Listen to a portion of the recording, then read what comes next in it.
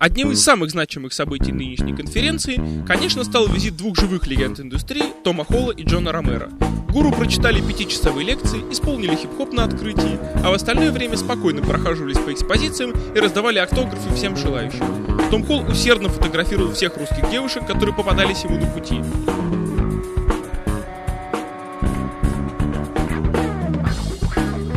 С Томом и Джоном мы встречались дважды. Первый раз накануне первого дня конференции, а второй во время ее прохождения, где и записали это видеоинтервью. What did he say? Was he impressed? Я люблю игроманию. Краткая биография. Том Холл работает в индустрии с 1987 года. На его счету около 50 игровых проектов, включая первый 3D-экшен Хувертанг и Catacombs 3D. Вместе с Кармаком и Ромеро он работал над легендарными Commander Keen, Wolfenstein 3D и, конечно же, Doom. Придумал сюжеты Duke Nukem 2 и Duke Nukem 3D. Владеет актерским искусством. Именно ему принадлежит голос Пау-17 из Anachronix, а также главный голос Deus Ex, голос Олтона Саймонса. И именно его голос, наряду с музыкой, придал заставке Invisible War атмосферу первой части. Увлекается черно-белой фотографией, читает лекции в Техасском университете. Сейчас он вместе с Ромеро работает в Midway и отвечает за художественное оформление всех проектов компании. Последний из них — ужастик The Suffering для PlayStation 2, который критика уже окрестила одним из страшнейших проектов года.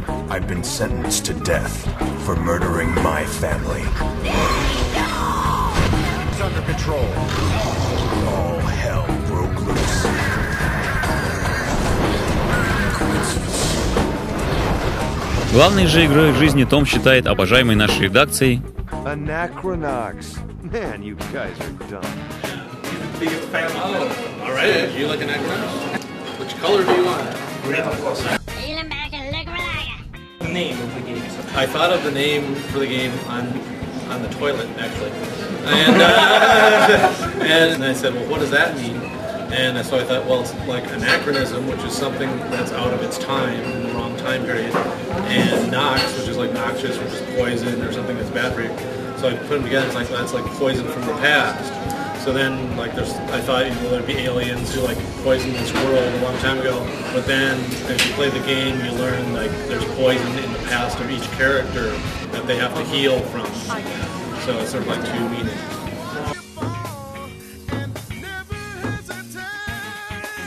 Well, they're going to a different dimension actually through that gate, and that dimension is like sort of a different dimension from ours, and they have to journey through that to chase after them.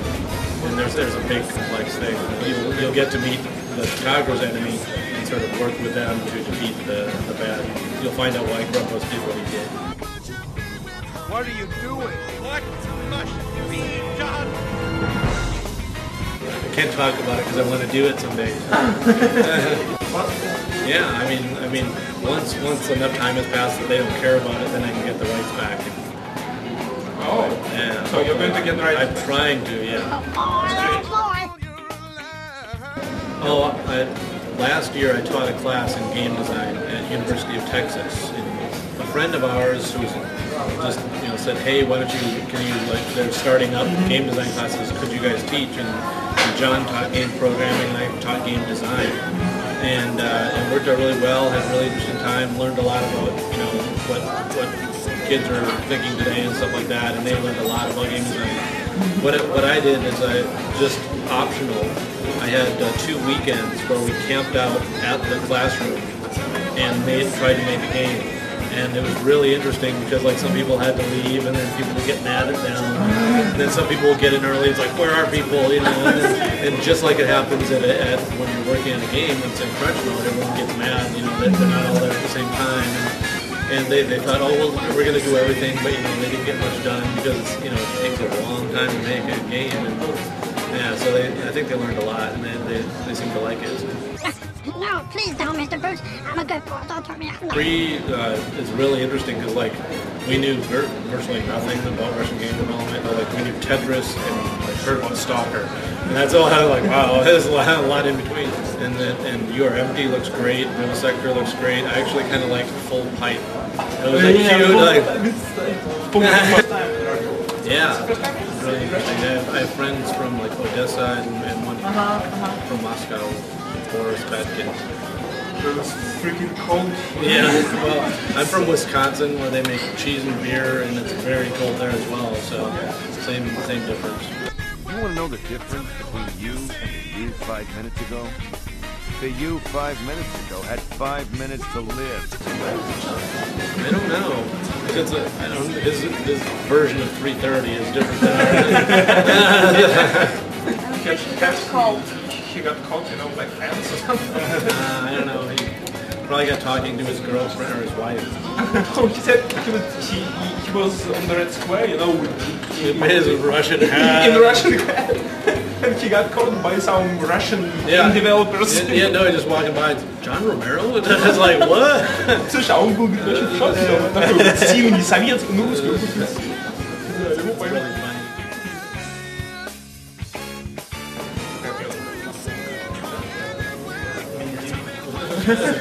Entertain the camera.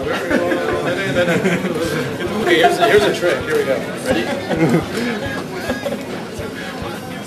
Oh, Jesus. I know. Yet. На здоровье. See, what is I like Игромании? Мне нравится игромания. Я люблю игроманию. I love игроманию. Я люблю игроманию. Я люблю игромания. There you go.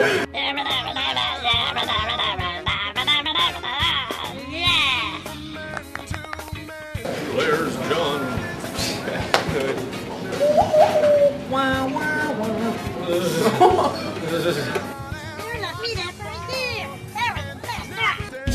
Bam!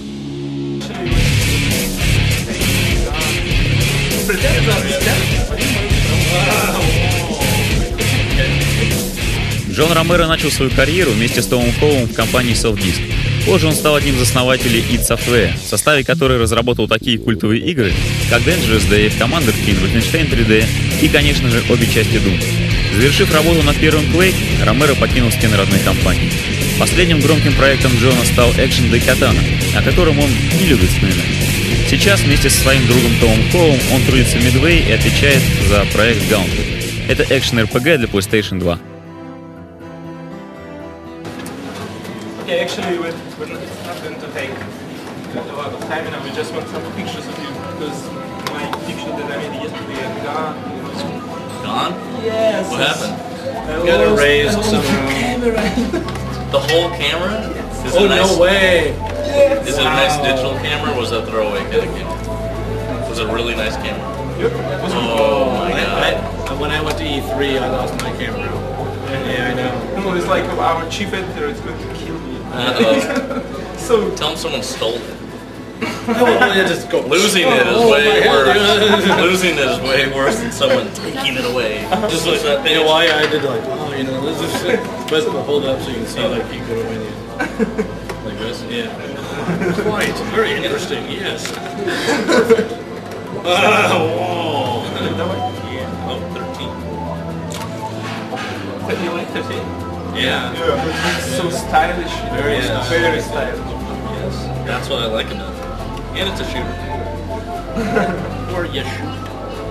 It's a game where you shoot. The conference is really cool because it's a lot like GDC. The big difference between that conference and this one is, well, other than it's massive in the US, I don't know anybody here yet. Over in the US, I really go in the US just to hang out and meet my friends. But it's great to come and see that there's actually a lot of Russian developers. There's some really great games coming out. Actually, I like all of them. Yeah, Your Empty's awesome. Yeah, I love Your Empty. So crazy. That's cool. But that's not even crazy. That's a shooter. That's like it's a standard shooter. But what was it? Full pipe. Yeah, full pipe. Stuff like that. Awesome. That's the kind of thing that I was talking about when they're asking us some questions. That's the thing I was talking about European developers having really different game design ideas.